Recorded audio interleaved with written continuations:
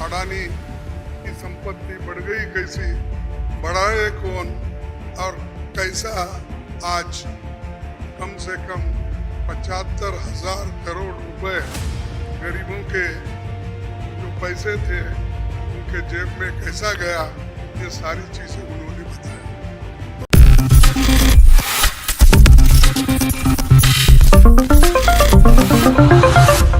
Congress president Mallikarjun खड़गे ने एक प्लान के साथ बताया कि 24 में हम कैसे जीत रहे हैं।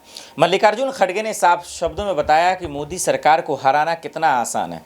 भले ही जो लोग ये समझ रहे हैं कि बहुत बड़ी वो ताकत है, दरअसल वो ताकत अब कमज़ोर होती जा रही है, क्योंकि गोदी मीडिया भी ये जानने लगा है कि मोदी सरकार उनके साथ खड़ा नहीं है।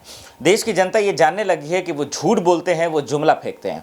इसीलिए उन्होंने कहा कि तमाम विपक्षी दल को सत्ता के लालच के लिए नहीं, हम सबको देश, संविधान और लोकतंत्र को बचाने के लिए खड़ा होगा। यही वजह है कि लोग खास करके मल्लिकार्जुन खड़गे तमाम विपक्षी दलों की मौजूदगी में ये ऐलान करते हैं और बताते हैं कि 24 में मोदी सरकार को कैसे हटाएंगे। आज की ये जो बैठक हुई, ये बहुत ही ठीक ढंग से सभी पार्टियों ने मिलकर चलाया। इसका उद्देश्य क्या था, ये तो उद्धव ठाकरे जी ने कहा है और हम इसकी कोशिश बहुत दिन से कर रहे हैं। जब मैं बेंगलोर में था, उस वक्त भी जो वहां पर मीटिंग हो गई थी, इससे पहले पटना में हो गई थी। उसके पहले तैयारी के लिए हमने मेरे घर पर भी राहुल साहब और नीतीश साहब, तेजस्वी और हमारे पवार साहब सभी मिलके एक बार बात किए। उसका एक ढांचा बना। उसके बाद जो नीतीश साहब के पटना में पहला मीटिंग हुआ, उस मीटिंग में एक एजेंडा तय करने की बात हो गई और उसके बाद में बेंगलुरु का हुआ। अब यहाँ पर मुंबई में आज सभी लोग मिलके अपनी बात को रखे और खास करके सभी को एक ही, सबका उद्देश्य एक ही है कि महंगाई को कैसा कम करे, इसके लिए कैसा लड़े, अनएम्प्लॉयमेंट के लिए कैसा हम लड़े। और इतने प्राइसेस जो बढ़ रहे पेट्रोल और डीजल के, और खास करके मोदी जी हमेशा 100 रुपए बढ़ाते हैं, 2 रुपए कम करते हैं।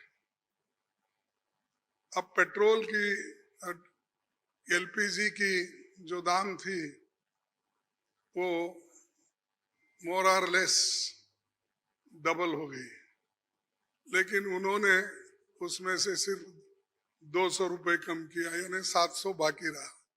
यानी पहला जो 55 रुपए में एक सिलेंडर मिलता था, उसको उन्होंने अभी भी 70 रुपए में ही 70-75 में रखा। यानी कोई कम नहीं हुआ। पहले जो था उससे ज्यादा बढ़ाए थे, उसको थोड़ा कम कर, लेकिन इससे लाखों रुपए उन्होंने कमाया। ये तो गरीबों से चोरी कर दिए और गरीबों के जो काटे, और लोगों को दिखाने के लिए 100-200 रुपए कम करना और कहना कि मैं गरीबों के लिए काम कर रहा हूं। मोदी साहब गरीबों के लिए कभी भी काम नहीं करेंगे, ये यकीन मैं दिलाता हूं, क्योंकि उनकी हमेशा यही रणनीति रही है कि गरीबों के खिलाफ काम करते हैं।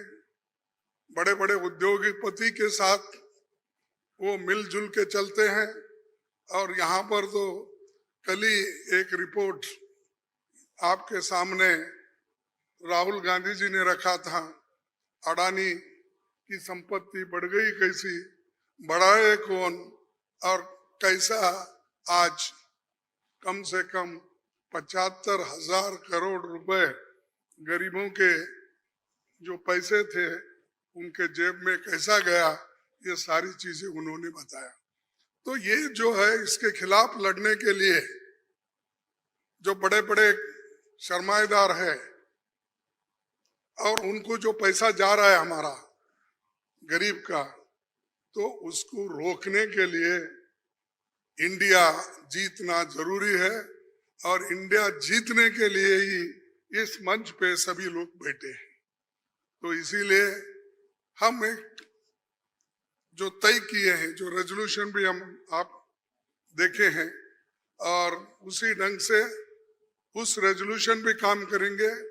हर जगह मीटिंग करेंगे, हर स्टेट कैपिटल में हम जाएंगे और जो ये मुद्दे हैं, इन्फ्लेशन का हो, अनएम्प्लॉयमेंट का हो, हर चीज की जो बढ़त हो रही उसका हो, और ऑटोनोमस बॉडीज को सत्यानाश कर रहे हैं।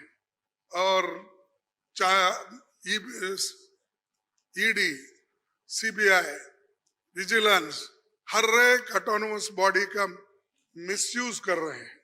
ऐसा कभी नहीं हुआ। मैं भी मोर और लेस शरद पवार जी साहब के बाद मेरा नंबर लगता है। मैं भी 55 साल से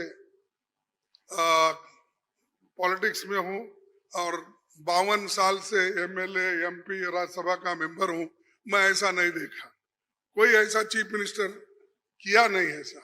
लेकिन आज मोदी सडनली और एक बात की कि बिजनेस एडवाइजरी कमेटी को नहीं पूछे, अपोजिशन लीडर को भी नहीं बुलाए, किसी को बुलाए बगैर वो पार्लियामेंट का डेट देकर स्पेशल सेशन बुला रहे हैं। अरे स्पेशल सेशन, मणिपुर जल रहा था तो आपने नहीं बुलाया, कोविड के वक्त नहीं बुलाया, जब आप चाइना अपनी जमीन हड़प कर ले रही है, कब्जा कर लिए, उसके लिए नहीं बुलाया। लोग तंग और तबाह इसमें ये हमारा नोटबंदी के वक्त परेशान थे, माइग्रेंट वर्कर परेशान, उस वक्त नहीं बुलाया। जब जब मुल्क अपने मुश्किल में रहता उस वक्त उन्होंने कभी नहीं बुलाया।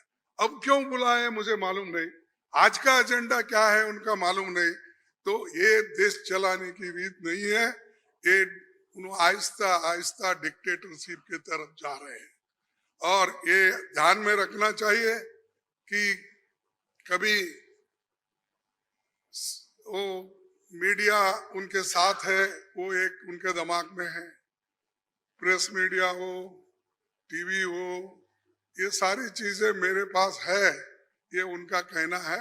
और हमको कभी कभी ऐसा दिखता भी है, माफ करो क्योंकि मैं ऐसा बोल रहा हूं समझ के, आप गुस्से में आके हमारे खिलाफ मत लिखो। तो जो कुछ है वस्तु स्थिति, आपको भी मुंह को ताला लगाया, हाथ बंद दिए आपके भी लिखने के, ये सारी चीजें कर रहे हैं और आहिस्ता आहिस्ता डिक्टेटर के तरफ वो जा रहे हैं।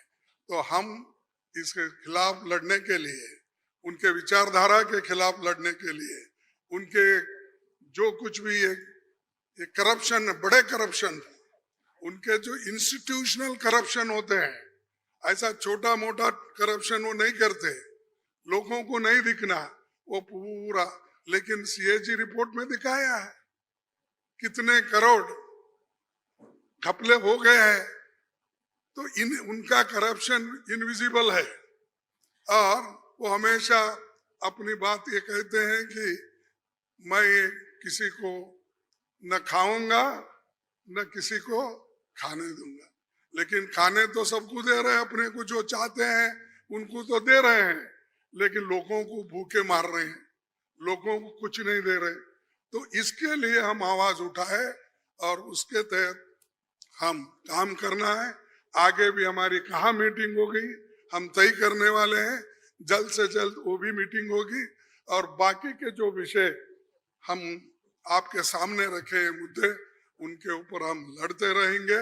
वो डराने की कोशिश करते हैं, हम डरेंगे नहीं, ये हमारा वायदा है। और हम हमेशा लड़ते रहेंगे और जीतते रहेंगे।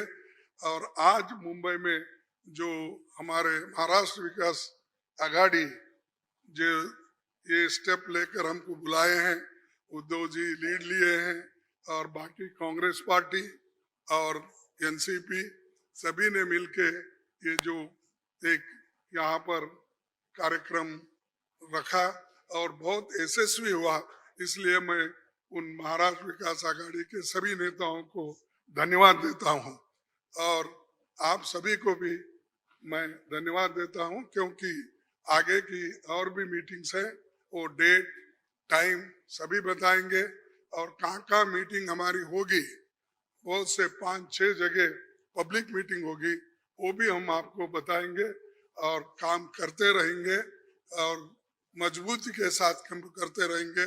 इसको ढीला करने की कोशिश मोदी जी कितना भी कोशिश करे, हम वो डरने वाले नहीं है। इसीलिए मैं इतना ही कहूँगा कि उन्होंने तो हमेशा मोदी जी झूठ बोलते ही रहते हैं, लेकिन लोग उनको सच समझते हैं। लेकिन अभी भी मराठी में एक कहावत है, खोटा बोला पण रेटून बोला, तो ऐसा उनका है। इसीलिए सब झूठ बोलते जाते हैं, लोगों में भ्रम डालते हैं, तो वो सबको हमको एक्सपोज करना है, हम करते रहेंगे। धन्यवाद। आप अभी देख रहे थे मल्लिकार्जुन खड़गे को। कर्नाटक में जीत हुई उनके मौजूदगी में और ये उसके बाद से उनका कद और भी बढ़ गया। लेकिन अगर लोकसभा चुनाव में कांग्रेस को जिता देते हैं तो इसमें कोई शक नहीं कि आने वाले वक्त में मल्लिकार्जुन खड़गे के अलावा कोई सामने दूसरा अध्यक्ष वैसा दिखेगा नहीं, क्योंकि ये सोनिया का प्लान, प्रियंका राहुल का प्लान ही है उनको अध्यक्ष बनाना, और उसके बावजूद कर्नाटक में वो जीत दिलाते हैं। इससे बढ़कर क्या हो सकता है। अब 24 को लेकर उन्होंने भले ही ऐलान तो कर दिया, लेकिन क्या मोदी सरकार में कोई फर्क पहुंचेगा? क्या मोदी सरकार में कोई फर्क पड़ता हुआ दिखेगा? ये एक बड़ा सवाल है। देश दुनिया की बड़ी खबरों के लिए देखते रहे नेक्स्ट 9 न्यूज़। नमस्कार।